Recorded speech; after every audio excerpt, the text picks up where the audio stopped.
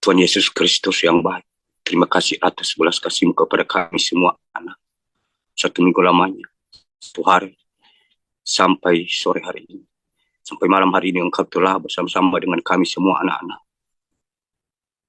Engkau telah memberikan kepada kami nafas yang baik. Sampai pada malam hari ini kami bisa ketemu lewat udara.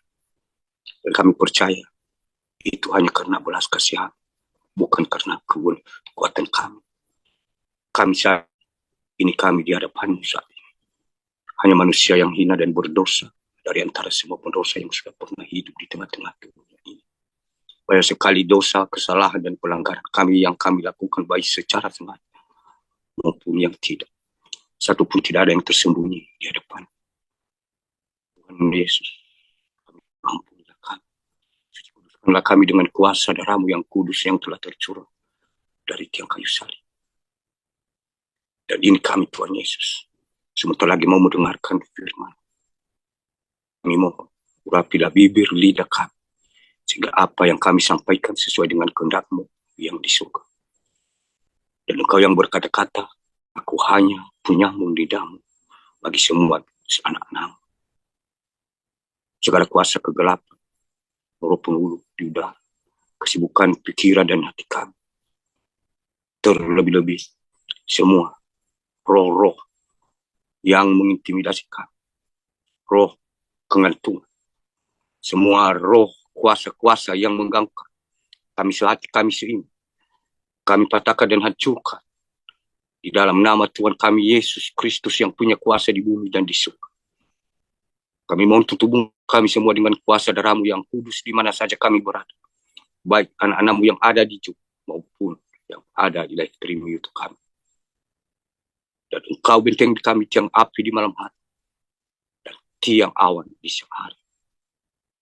Ini kami mau mempersiapkan hati kami dari kebenaran firman. Bukalah hati kami masing-masing.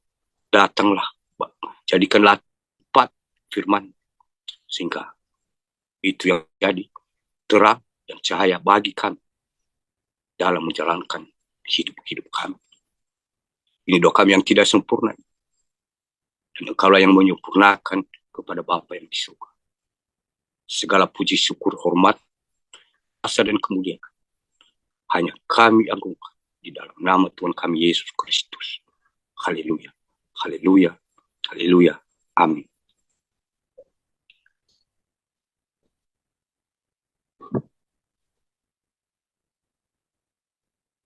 Bapak, Ibu, saudara-saudariku yang dikasihi di dalam nama Tuhan kita Yesus Kristus, yang menjadi bahan renungan kita pada malam hari ini. Mari kita buka Alkitab kita bersama-sama yang kutip dari Injil Lukas pasal yang ke-18. Lukas pasal 18 ayat 9 sampai 14. Lukas 18 9 sampai 14. Mari kita bacakan bersama-sama di dalam nama Tuhan kita Yesus Kristus. Perumpamaan tentang orang Farisi dengan pemungut cukai. Ayat ke-9.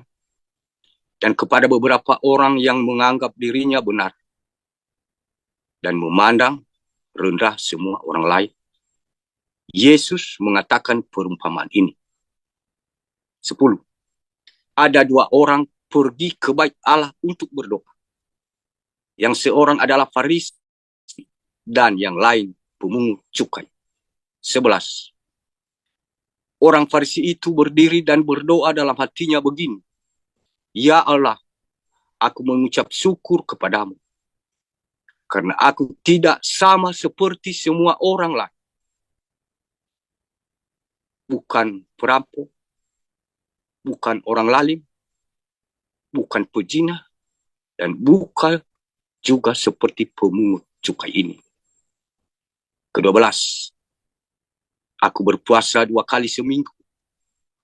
Aku memberi 1/10 dari segala penghasilanku 13. Tetapi pemungut cukai itu berdiri jauh-jauh. Bahkan ia tidak benar. Ia tidak berani menengadah ke langit. Melainkan ia memukul diri dan berkata, "Ya Allah, kasihanilah aku orang berdosa ini." Ke-14. Aku berkata kepada orang ini pulang ke rumahnya sebagai orang yang dibenarkan Allah, dan orang lain itu tidak. Sebab barang siapa meninggikan diri, ia akan direndahkan. Dan barang siapa merendahkan diri, ia akan ditinggikan. Demikian firman Tuhan. Dan sebelum kita masuk untuk membahas kebenaran firman Tuhan ini, dan sebelumnya kami menyapa salam Elohim buat penilai roh Tuhan Yesus sendiri, Bapak Dityan Kurahanto. Salam Elohim juga buat mempelai atau malaikat Mary yang sedang bertugas saat ini dalam tubuh malaikat Tuhan. Dan salam Elohim juga bagi malaikat Tuhan, nabi-nabi Tuhan, mempelai Kristus. Dan salam Elohim buat para penonton di luar sana, dan buat Bapak Ibu, saudara-saudariku di ketiga pasukan, saya ucapkan selamat malam, selamat bergabung, salam damai sejahtera, salam kasih, salam sukacita, segala puji syukur hormat kuasa bagi kemuliaan nama Tuhan kita Yesus Kristus. Haleluya, amin. Dari kebenaran firman Tuhan yang telah kita bacakan ini tadi, Bapak Ibu, dan saya di sini hanya sebagai perantaran untuk mengingatkan kita. Di minggu sebelumnya kita sudah membahas Lukas 18 ayat 1 sampai 9 sampai 8, dan sekarang kita membahas ayat yang seterusnya. Dan saya yakin sebenarnya tanpa aku jelaskan, dan semua kita sudah mengerti dan mengetahui kebenaran firman Tuhan ini. Namun saat ini mungkin ada kehendak Tuhan supaya kita diingatkan. Sekalipun saat ini yang terjadi sebenarnya secara manusia jasmani kita berpikir bahwa kebenaran firman Tuhan ini tidak sesuai dengan keadaan yang terjadi, karena saat ini murka bencana alam, pembersihan bumi ini yang sedang terjadi dan ditumpahkan. Tapi secara manusia jasmani firman Tuhan ini tidak tepat. Namun secara rohani, ya, semua yang terjadi saat ini itu sudah waktunya.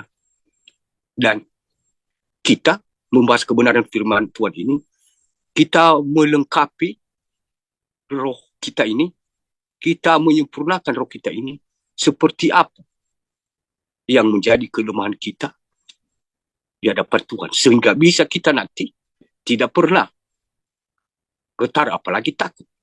Sekalipun di kiri kanan, depan belakang terjadi kekacauan, bencana alam, kita tidak pernah takut karena kita sudah mempersiapkan diri. Jadi itu namanya dikatakan berjaga-jaga. Dari kebenaran firman Tuhan yang telah kita bacakan tadi, dan ini perumpamaan tentang orang Farisi dengan pemungut cukai. Dan di antara orang Farisi ini, kebanyakan di ayat 9 tadi berkata, dan kepada beberapa orang yang menganggap dirinya benar dan memandang rendah semua orang lain. Tuhan Yesus melihat pada zaman itu bahwa orang Farisi ini, mereka termasuk yang dipilih Allah. Mereka mengerti kebenaran firman Tuhan. Namun di sini semua kesalahan, semua pelanggaran, semua dosa dan keburukan. Mereka menilai dirinya sendiri. Mereka tidak pernah terlibat dalam hal itu. Jadi, semua kepintaran, kedudukan, mereka yang harus dihargai dan dihormati. Sementara dalam pandangan mereka, orang lain itu semua rendah. Kalau kita berbicara tentang kata benar, menganggap dirinya benar. Orang benar ini, Bapak Ibu, yang kita takutkan kalau memang seseorang itu mengaku dirinya benar. Berbeda kalau Tuhan yang mengatakan bahwa dia adalah orang benar. Berarti diterima oleh kita sebagai manusia ciptaan. Kalau Tuhan mengatakan bahwa orang itu benar, ya bukan kita keputusan. Sekalipun kita sedunia menolak, tapi Tuhan itu keputusan. Karena dia yang mengatakan benar. Nah, sementara menurut kebenaran firman Tuhan di sini tadi, mereka menganggap dirinya sendiri benar dan memandang rendah semua orang lain. Berarti seakan-akan Tuhan itu sudah tidak lagi mereka perlukan. Mereka tidak butuhkan lagi dalam kehidupan mereka masing-masing. Sementara kalau kita berpikir, mereka ini sebenarnya mengajarkan bahwa Tuhan itu segalanya, Maha Pencipta. Di sisi lain, mereka tidak mengakui keberadaan Tuhan itu. Apalagi mengakui kemahakuasaannya. Apalagi mengakui bahwa Tuhan itu lebih benar dari manusia ciptaannya. Nah, di sini kita diingatkan bahwa pada zaman Tuhan Yesus, orang-orang Farisi ini, orang benar tidak pernah dikatakan salah. Dan sekalipun dia salah, tidak pernah mengakui kesalahannya. Karena dia semua merasa benar. Jadi lebih baik orang berdosa, tapi bisa mengakui kesalahannya. Jadi ini susah sekali mengendalikan atau susah sekali untuk menerima kebenaran firman Tuhan kalau orang Farisi seperti ini menilai dirinya sendiri. Bukan Tuhan yang menilai bagaimana mereka melakukan apa kebenaran firman Tuhan. Saya yakin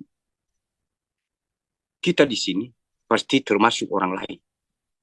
Kita tidak tergolong dalam orang Farisi yang selalu menganggap dirinya benar di hadapan orang lain dan selalu menganggap orang lain itu rendah. Maka kebenaran firman Tuhan ini kita dipersiapkan mulai saat ini karena kita tergolong pada kedudukan orang lain yang dianggap rendah, yang dianggap berdosa. Padahal biarkan dunia saat ini memandang kita sesat, berdosa, tidak berguna, sampah, dan lain-lain. Tapi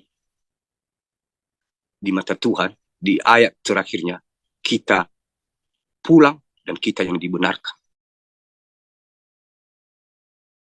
Sebagai orang benar. Mungkin tidak terdapat, tapi dalam pribadi saya sendiri, saya tidak gunakan firman Tuhan untuk melemparkan atau menyindir orang lain. Tapi firman Tuhan ini, ayat yang ke-9 ini saya pribadi, saya protes dalam hidup saya. Apakah saya ini tergolong di mana? Posisi Farisi atau orang lain? Apakah saya ada dalam hati selalu merendahkan orang lain, selalu merasa benar dalam segala hal? Tapi itu saya pribadi. Saya yakin Bapak Ibu, saudara-saudariku, dan di luar sana anak-anak Tuhan pasti tidak melakukan hal sedemikian karena dari kecil kita sudah diajarkan dan mengenal. Nah, makanya Tuhan Yesus berbicara secara perumpamaan supaya mereka itu tidak bisa mengerti tapi tidak ada bukti. Karena di dunia nyata ini harus ada bukti.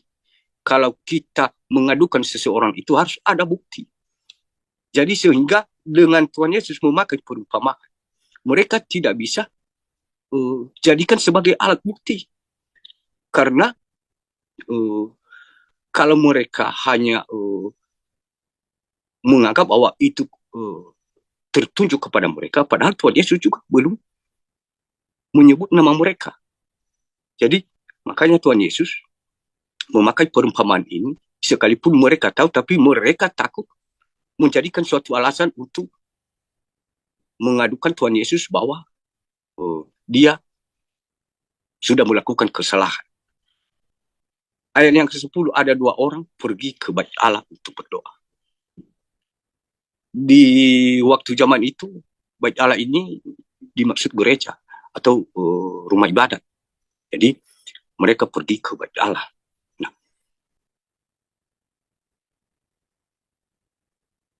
seorang adalah Farisi dan pemungut, dan yang lain pemungut cukai.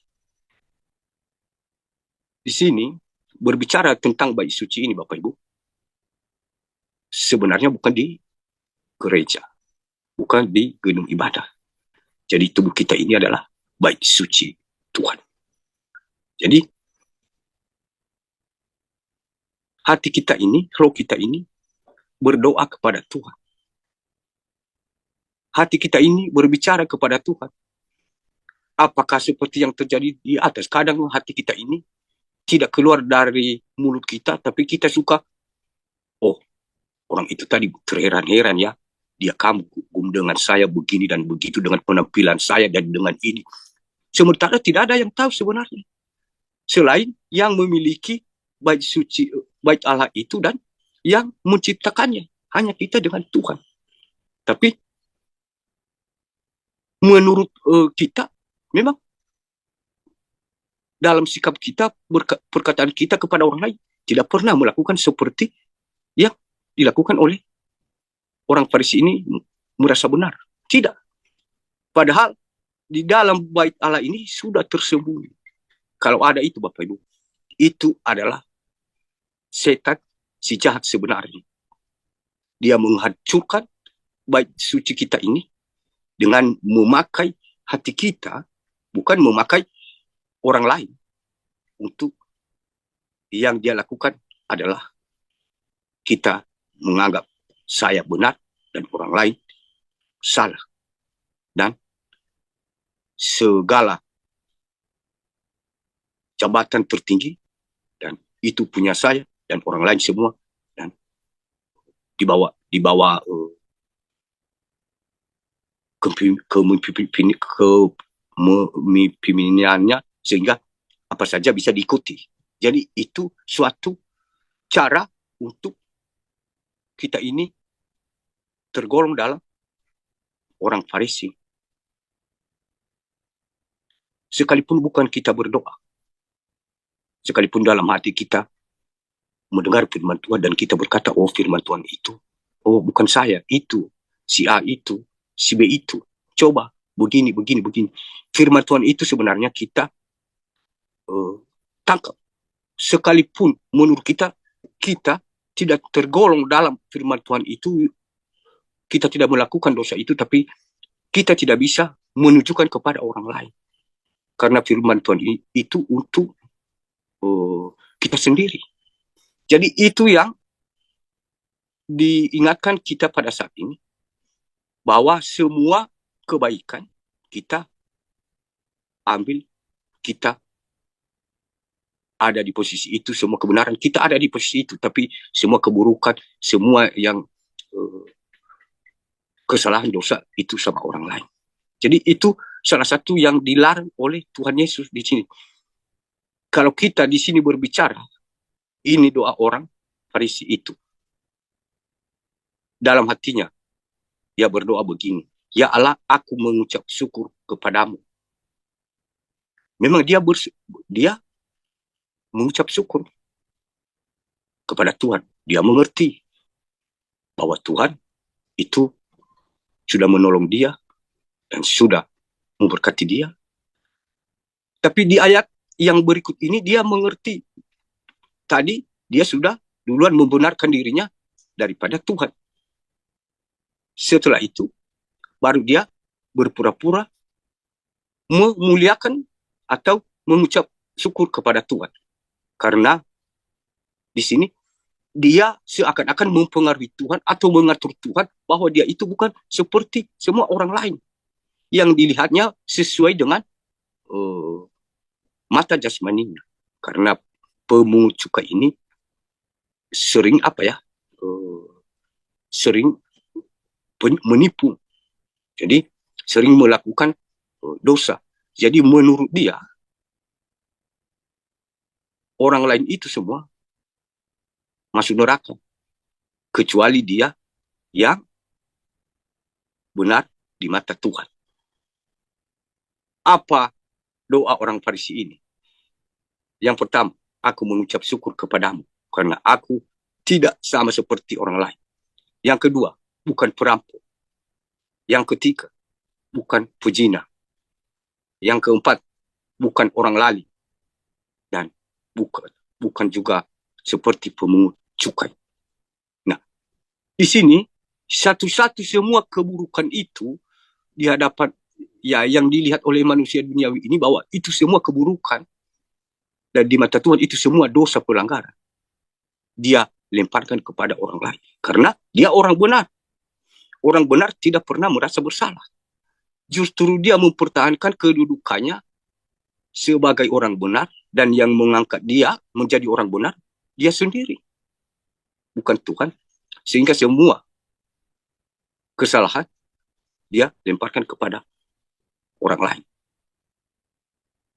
Yang dikatakannya di sini bukan seperti perampok, bukan seperti orang lali. Tanpa aku jelasin satu-satu apa yang dikatakan dengan perampok, kita mengerti. Sekalipun kita tidak merampok secara nyata, tapi hati ini bisa merampok juga Bapak Ibu.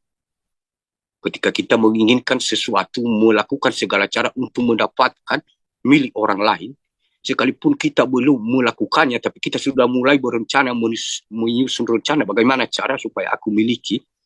Mungkin aku pakai cara ini, ya biar itu nanti bisa menjadi milik saya. Jadi tidak terjadi itu kita lakukan atau lakukan itu sudah termasuk dosa. Jadi seperti itu ya. Dan orang lali, orang pezina, kita mengerti semua pezina. Pezina ini ada dua posisi, pezina yang bisa dilihat oleh mata jasmani dan pezina secara rohani.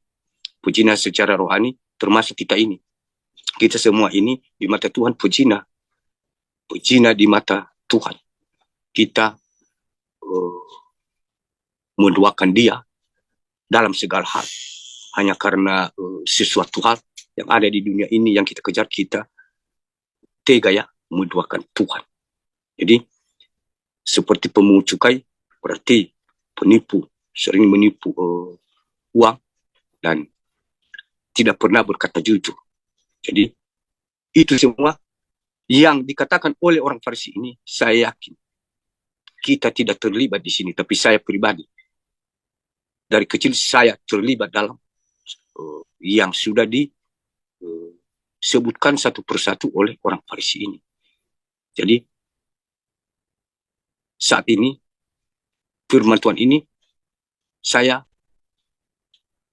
berterima kasih karena saya ini termasuk orang lain yang dianggap oleh Farisi benar dan orang lain ditunjukkan perkataan ini.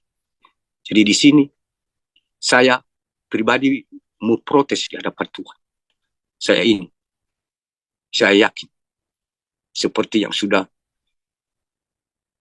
diuraikan oleh doa orang Farisi ini. Maka dari itu dia suka memuji dia sendiri di hadapan Tuhan. Aku berpuasa 2 kali seminggu. Aku memberikan 1/10 dari segala penghasilan. penghasilanku. Tetapi pemungut cukai itu berdiri jauh, bahkan ia tidak berani menengadah ke langit. Melainkan ia memukul dirinya dan berkata, ya Allah, kasihani aku orang berdosa ini.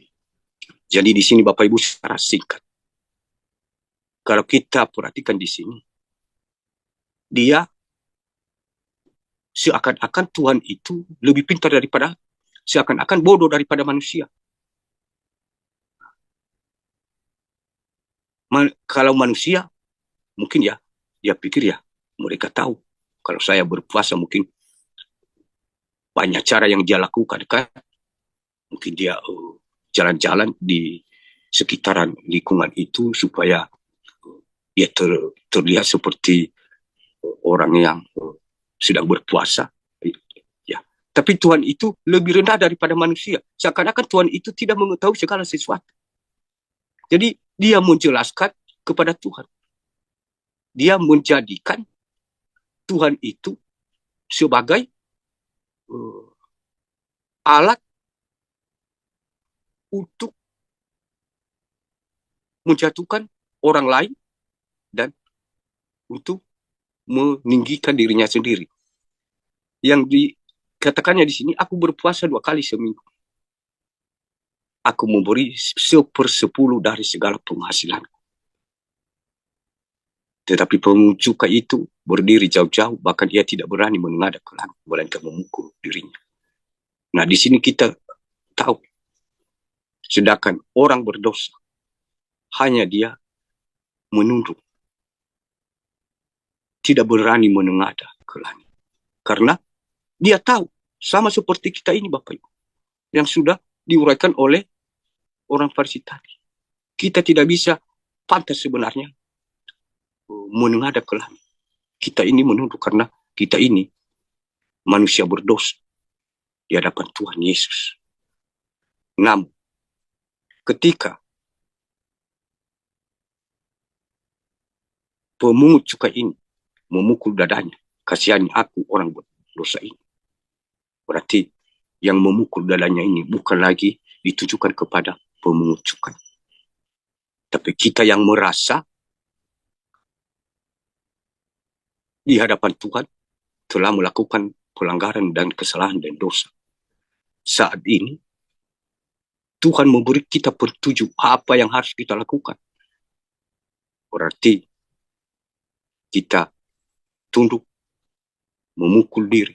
Artinya memerangi, memerangi bukan hanya dikatakan di sini dia menyesal dan minta ampun kepada Tuhan, tapi memukul. Artinya memukul di sini ibarat seakan-akan berperang. Berarti berperang, rohnya ini berperang dengan tubuh jasmaninya. Dan berkata, kasihani aku orang berdosa ini. Jadi dia tersadar dan belajar untuk memerangi keinginan dagingnya. Dari ayat yang di atas tadi, Bapak Ibu. Kalau kita perhatikan, kita sudah mengetahui. Secara manusia jasmani, orang banyak menganggap orang Farisi ini benar. Penilaian secara manusia jasmani. Tapi di mata Tuhan, di ayat berikutnya, sama sekali tidak ada terdapat kebenaran. Tapi di mata orang lain, pemungut cukai ini menganggap orang berdosa masuk neraka, menjadi kayu bakar neraka, tapi di mata Tuhan berbeda. Begitu saat ini Bapak Ibu, kita dianggap kayu bakar neraka, kita dianggap penyesat, kita dianggap mencuri kemuliaan Tuhan. Tapi biarkan saja, karena yang menilai bukan kita sesama ciptaan. Jadi yang menciptakan itu yang menilai. Jadi ini suatu kebanggaan buat kita. Ketika kita berdoa dengan memerangi keinginan daging kita ini, Tuhan pasti membenarkan kita. Dan diteruskan di sini, orang ini pula ke rumahnya sebagai orang yang dibenarkan Allah. Dan orang itu tidak. Sebab barang siapa meninggikan dirinya, ia akan direndahkan. Nah, di sini kita diberitahu bagaimana perbedaan antara kedua yang berdoa tadi, Bapak. Yang menganggap dirinya benar di mata manusia, bahkan dia tidak segan-segan di mata Tuhan. Dia memuji dirinya sendiri, bahkan dia perintahkan Tuhan itu seakan-akan Tuhan itu tidak maha tahu bahwa dia melakukan seperti ini. Namun di mata Tuhan, dia tidak termasuk sedikit pun menjadi orang percaya. Nah, yang kita renungkan di sini, Bapak Ibu, kalau kita kembali ke belakang, tadi dia berkata, aku berpuasa 2 kali seminggu. Aku memberikan 1/10 dari segala penghasilanku. Berarti sekalipun saya berpuasa, Bapak Ibu, 2 kali seminggu, itu pun kalau saya lakukan.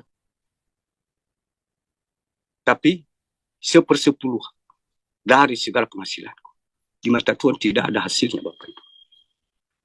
Tanpa aku matikan bahwa saya ini membenarkan diri di hadapan Tuhan. Apalagi di hadapan manusia. Sekalipun aku berpuasa. Dan 1/10 dari segala penghasilanku. Berarti di mana Tuhan tidak ada artinya. Sedangkan pemungut cukai ini, dia tidak memberikan apa-apa. Hanya hatinya yang tulus dan menyerang, merasa berdosa dari semua orang yang dosa ke diri, Bapak. Belum dia melakukan 1/10, belum dia berpuasa. Jadi di situ kita bisa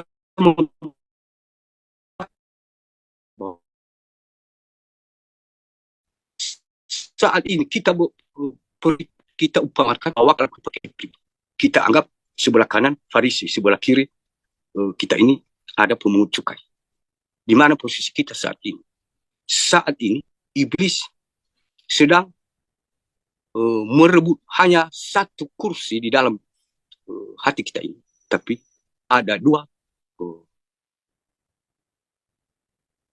regu atau 2 orang yang merebutnya. Yang pertama, Farisi yang merasa dirinya benar dan tidak berdosa. Dan yang kedua adalah pemungut cukai. Saat ini kita coba bayangkan. Saat ini kita bentuk mereka itu dalam baik Allah ciptaan Tuhan sendiri di dalam tubuh kita. Di sebelah kanan saya ini mungkin ada Farisi. Di sebelah kiri ada pemungut cukai. Kita bisa aku kembali ke belakang. Sudah di saudara tubuh kita. Tapi dalam tubuh kita ini aku atas berlupa pada selalu dan kesalahan orang lain. Bahkan gagal mengatakan bahwa mereka itu ya, putus dia segas. Yang kedua menunjukkan hanya itu. Mohon maaf tadi terputus. Jadi di sini Bapak Ibu, kebenaran firman Tuhan.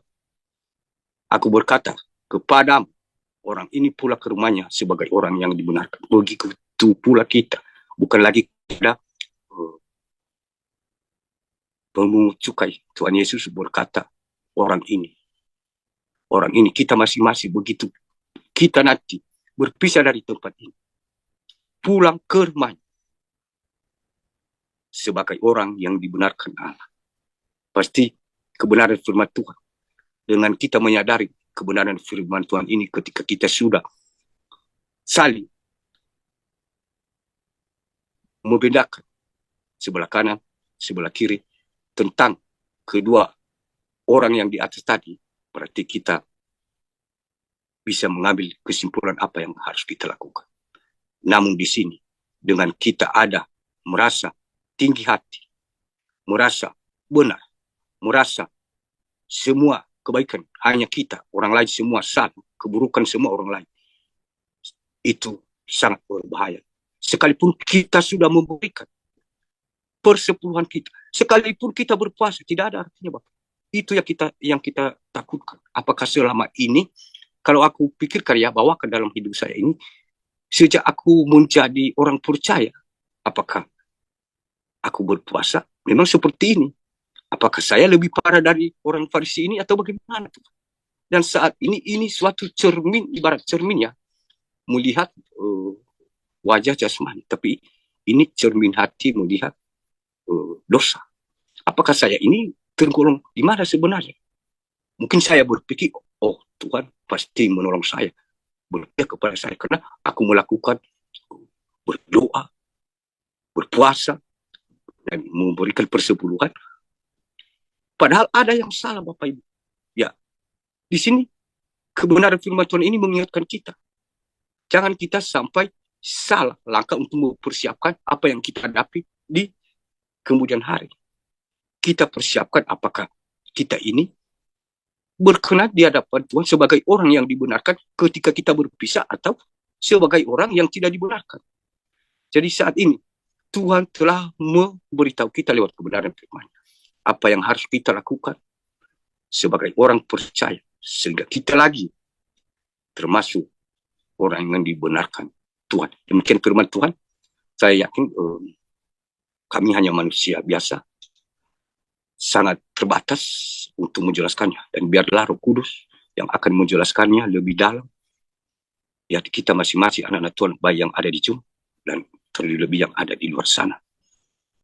Dan demikian firman Tuhan. Dan biar segala puji syukur, hormat, kuasa hanya bagi kemuliaan nama Tuhan kita Yesus Kristus. Haleluya. Amin. Cuman yang aku ingatkan ya, sama seperti kebenaran firman Tuhan tadi. Segala firman Tuhan, mari kita anggap itu kita sendiri yang melakukannya. Seperti yang dikatakan oleh orang Farisi tadi kepada pemungut cukai. Artinya kita jangan seperti sifat orang Farisi. Walaupun orang itu benar salah, itu haknya sendiri itu. Karena dia yang mempertanggungjawabkan. Jangan sampai kita sibuk. Mungkin kita ingatkan. Itu tugas kita. Setelah kita ingatkan, tidak mungkin kita paksakan. Tuhan sendiri tidak memaksa. Itu yang harus kita jaga. Satu, merasa benar dari orang lain. Dan yang kedua adalah kesombongan. Itu sombong. Jadi orang benar tidak pernah menerima kalau dia itu dikatakan bersalah. Karena namanya saja orang benar. Jadi mau diingat, lebih baik kita orang bersalah, orang berdosa, tapi di mata Tuhan benar. Dan yang kedua ya, kita ya harus selalu perkuat iman kita karena saat ini ya hanya anak-anak Tuhan yang sedang dikejar-kejar oleh kuasa si jahat itu. Dan memang seperti yang aku katakan kemarin, ada yang sedang dia intai, dan ada juga yang belum, dan ada juga yang masih dia cari-cari bagaimana cara untuk masuk. Jadi kita selalu melakukan apa yang sesuai dengan kebenaran firman Tuhan. Seperti yang saya katakan tadi, dengan kita melakukan seperti orang Farisi ini, dengan kita menganggap diri kita benar, sekalipun kita sudah beribadah. Kata firman Tuhan tadi itu, sekalipun kita sudah berdoa, berpuasa sekalipun, dan persepuluhan kita sudah kita lakukan. Tapi itu tadi penghalangnya. Jadi kita beruntung diingatkan supaya jangan sampai kita nanti di kemudian hari kita berharap, oh saya ini pasti Tuhan melindungi saya. Saya berdoa tiap malam, doa pagi, ibadah minggu, dan saya ada melakukan kasih, saya berpuasa, Padahal sudah tersembunyi cara si jahat tadi. Terselip bahwa kesombongan dan suka menghakimi yang tadi ini yang menjadi penghalangnya. Sehingga segala kebaikan tadi yang menurut kita suatu kebenaran di hadapan Tuhan, padahal bukan kebenaran. Malah membawa kita ke dalam kebinasaan. Jadi itu yang kita waspada. Itu yang diajarkan firman Tuhan tadi. Harus kita hati-hati. Dan ke depan ini ya memang kita tidak perlu takut ya. Aku melihat ya 2 hari kemarin itu ya banyak sekali kematian. Tetapi kematian itu ya bukan dengan sudah disangka-sangka, dengan tiba-tiba. Jadi terjadi kebenaran firman Tuhan bahwa Tuhan Yesus itu yang pertama datang di awan-awan, dan dia sudah datang saat ini memakai tubuh Bapa di tenda Kurahanto, tapi di awan-awan menurut manusia orang lain. Dan Tuhan Yesus itu datang seperti pencuri, tapi bagi kita bukan seperti pencuri, tapi bagi orang lain menjadi pencuri. Tapi itu terjadi nanti. Di kemudian ini banyak sekali orang mati mengambang di air. Tapi itu sangat banyak sekali Bapak Ibu. Dan yang aku lihat itu ya, orang dalam segala bencana kan semua akan terjadi. Dan semua akan, manusia itu semua mati tanpa disangka-sangka. Artinya Tuhan datang seperti pencuri, karena mereka masih menunggu-nunggu di awan-awan. Padahal awan-awan itu tiap hari, tiap malam, kalau dia mau hujan, ya tetap ada awan. Tapi entah awan bagaimana yang mereka maksud itu, menurut pemahaman mereka. Dan mungkin kalau ada awan itu nanti, pasti mereka berhati-hati kan, berjaga-jaga.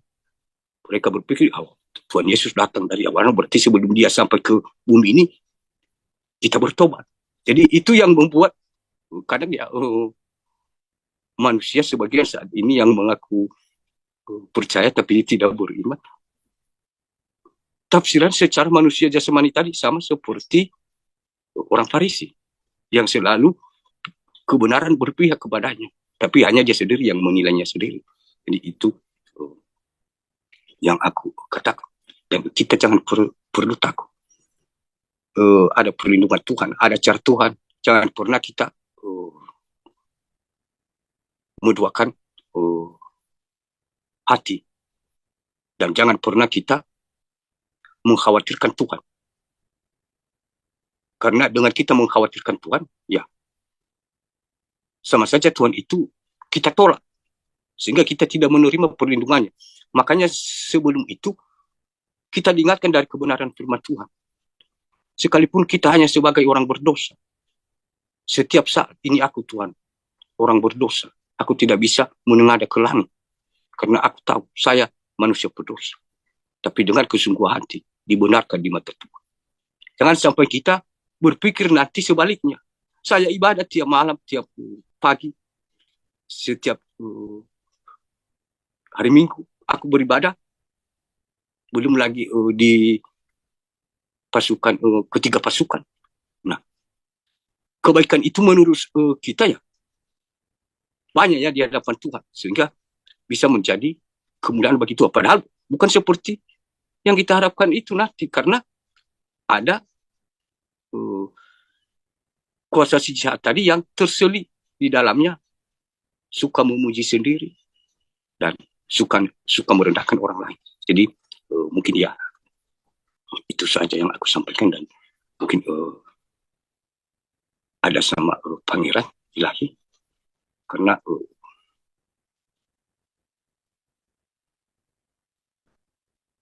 di 3 pasukan ini ya baru juga ya kita semua bergabung pada malam hari ini. Berbeda dengan TikTok, tapi mungkin ya tidak semua pasukan ketiga pasukan ini bergabung. Jadi ya kira-kira begitu Bu Chan. Shalom untuk Bapak Surgawi dan mempelai dan semua pasukan yang ada di live chat ini ataupun di luar live chat ini ya. Pada intinya kalian yang sudah bercahaya itu jangan meninggikan diri, tetap rendah hati, tetap berpuasa yang kuat, berpuasa ya berpuasa, tetap membaca firman Tuhan, jangan sampai kalian jatuh dan hilang cahaya itu pada intinya. Karena banyak sekali jebakan-jebakan yang tidak kalian sadari ke depannya. Banyak jebakan-jebakan di depan, jadi kalian harus tetap rendah hati. Dengan menjaga kerendahan hati, kalian harus berpuasa. Seperti apa yang dikatakan oleh Bapak Surgawi tadi, ke depannya itu akan banyak sekali kematian. Terkhususnya mereka yang sudah memakai tanda. Banyak sekali aku lihat juga kematian di mana-mana. Terutama mereka yang menjadi hamba Tuhan, menjadi pendeta, menjadi suster, bruder, frater, bahkan romo. Mereka banyak yang akan pindah alam. Kematian mendadak, suddenly death. Pagi siang mereka kelihatan sehat. Begitu masuk sore atau malam, mereka kemudian tiba-tiba masuk dalam rumah sakit dan tiba-tiba mereka meninggal, pindah alam. Banyak nanti di berita-berita, bahkan di channel-channel atau di sosial media seperti Twitter, TikTok, bahkan Facebook menyiarkan atau mengabarkan tentang kematian orang-orang yang sudah menerima tanda tanpa mereka sadari. Maka dari itu sudah aku sampaikan kemarin-kemarin untuk kalian saling mengabari satu dengan yang lain. Kalian yang masih memiliki orang tua, masih memiliki anak, bahkan sanak saudara, berkabarlah kalian, saling bertanya satu dengan yang lainnya, saling menanyakan kabarnya, apakah baik-baik saja, atau sedang sakit, atau sedang berduka, karena tiba-tiba saja mereka pindah alam tanpa mereka sadari karena efek tanda tersebut. Jangan sampai kalian menyesal ketika mereka, anak-anak kalian, orang tua kalian, bahkan sanak saudara kalian tiba-tiba saja meninggalkan dunia ini.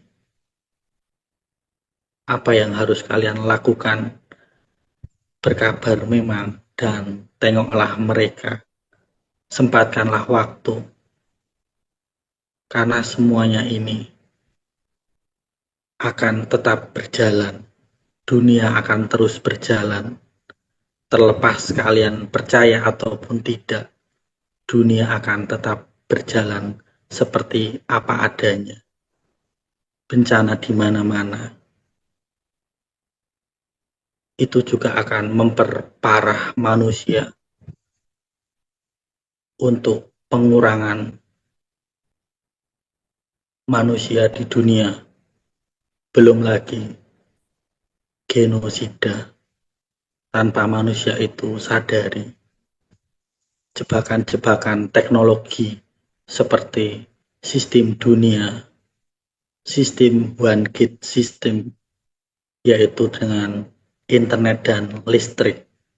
Ketika padam, maka banyak manusia akan terjebak di dalamnya, seperti di dalam apartemen, seperti di dalam kereta api, kereta KRL listrik. Ketika semuanya padam, blackout, maka mereka tidak bisa keluar, terkunci, baik itu di dalam apartemen maupun di dalam kereta api listrik yang sudah memakai sistem one gate system, satu pintu untuk seluruh apartemen, seluruh kamar apartemen, bahkan seluruh gerbong kereta api. Itu adalah jebakan yang manusia tidak sadari. Ketika ada di dalam kereta api dan mati listrik, jangan kalian takut atau panik atau khawatir. Di situ ada palu di setiap gerbong. Kalian bisa mengambil palu itu untuk memecahkan kacanya ketika kalian sudah merasa pengap ataupun sesak nafas karena banyak sekali manusia yang ada di dalam kereta itu.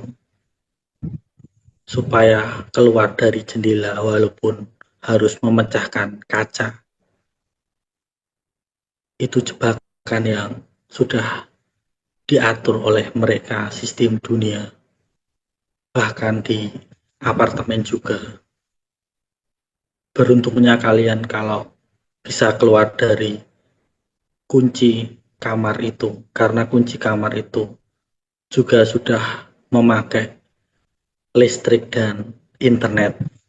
Bahkan sidik jari ataupun sensor tangan.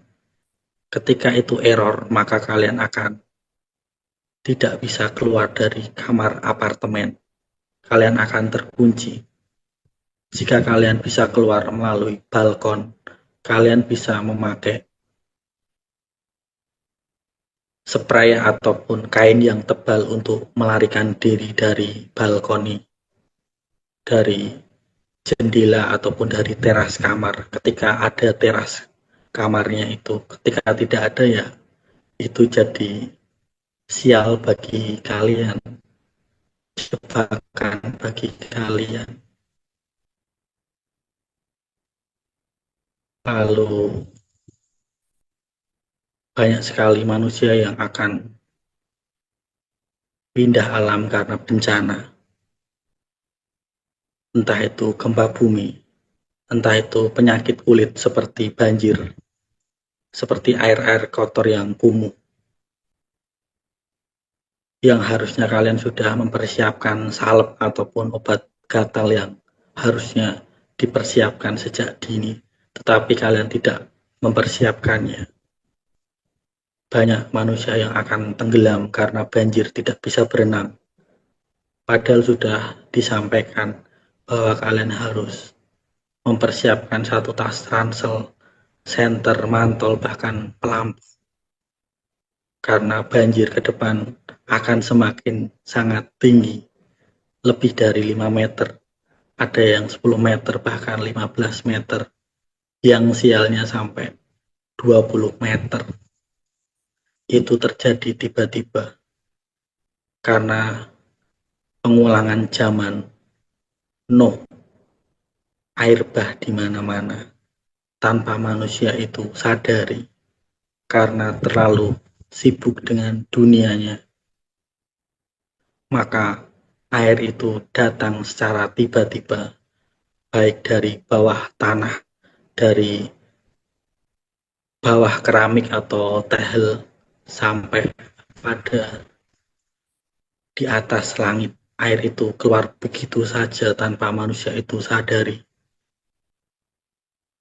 Malamnya kondisi baik-baik saja, tidak ada hujan, tidak ada angin, tiba-tiba saja air itu masuk melalui bawah-bawah tanah, bahkan langsung keluar dari atas langit.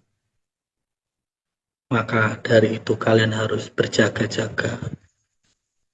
Jangan lagi mengandalkan logika ataupun pemikiran kalian secara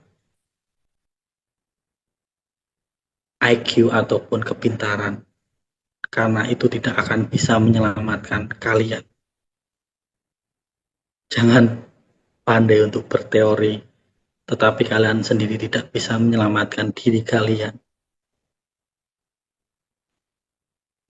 Andalkan Tuhan Yesus di saat apapun itu. apalagi di saat kalian itu hendak pergi kemanapun.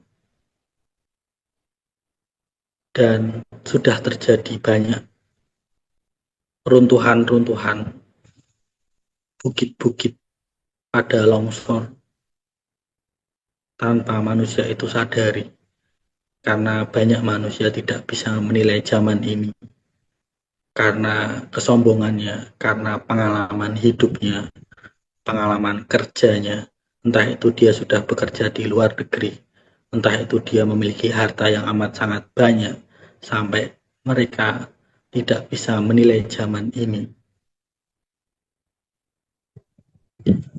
Hal-hal yang seharusnya bisa manusia itu sadari, ketika manusia itu seharusnya bisa tahu apa yang akan terjadi ke depan, tetapi DNA mereka sudah dirusak.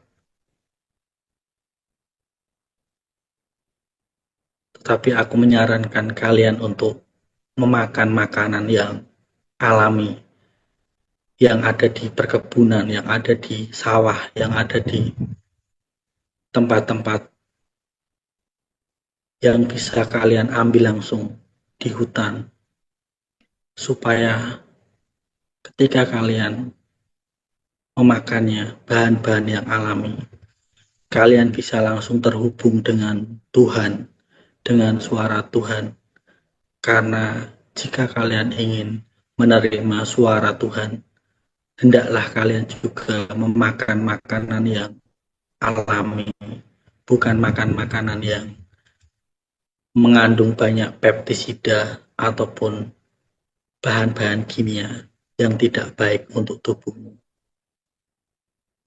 Tetapi lebih baik lagi ketika engkau berpuasa. Ketika engkau berpuasa, semua yang ada di dalam tubuhmu, sel-sel yang rusak, bisa meregenerasi dan lebih cepat untuk menerima suara Tuhan. Apapun yang terjadi ke depan, jangan kalian takut, jangan kalian khawatir. Entah itu gempa bumi yang amat sangat dahsyat, ataupun tsunami, bahkan likuifaksi, ataupun gunung-gunung berapi pada meletus. Kalian jangan takut ataupun jangan khawatir, karena semuanya itu harus tergenapi. Semua sudah tertulis di kitab Wahyu, tinggal kalian membacanya atau tidak, atau mengimani atau tidak. Yang terpenting adalah kalian hendaklah untuk berjaga-jaga. Tidak ada satupun manusia yang tahu tentang waktu, maka haruslah manusia itu berserah penuh kepada Tuhan alam semesta, yaitu Yesus Kristus, yang hanya bisa menyelamatkan rohmu dari apapun yang terjadi di dunia ini. Itu saja yang bisa aku sampaikan. Aku kembalikan kepada host